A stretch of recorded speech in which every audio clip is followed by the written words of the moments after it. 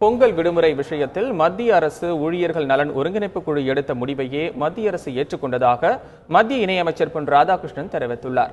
தந்தி டிவிக்கு அவர் அளித்த பிரத்யேக பேட்டியில் இந்த விஷயத்தில் மத்திய அரசு மீது தமிழக அரசியல் கட்சிகள் பொய்யான குற்றச்சாட்டுகளை சுமத்துவதாகவும் அவர் விமர்சித்தார். மத்திய அரசாங்கத்திற்கும் இதற்கு எந்த சம்பந்தம் கிடையாது.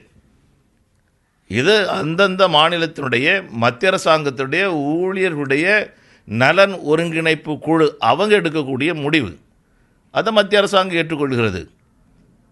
இப்போது இந்த குழு இந்த நேரத்தில் ஏன் இந்த முடிவு எடுத்திருக்காங்க அப்படின்னு சொல்லி நாம் விசாரிக்கும் போது எனக்கு தெரிந்தவரையில் செகண்ட் சாட்டர்டே வருது, பொங்கல் 2வது சனிக்கிழமையில் வரக்கூடிய காரணத்தினால அந்த நாளுக்கு பதிலாக வேறொரு திருநாளை நாம் எடுத்துக்கொண்டோம் என்று சொன்னால் மேலும் ஒரு விடுமுறை கிடைக்கும், மத்திய அரசு ஊழியர்களுக்கு மேலும் ஒரு விடுமுறை கிடைக்கும் என்கின்ற அவர்கள் நலன் சார்ந்து அவர்கள் எடுத்திருக்கக்கூடிய முடிவுதானே தவிர்த்து பொங்கல் விடுமுறை இல்லாமல் இல்லை.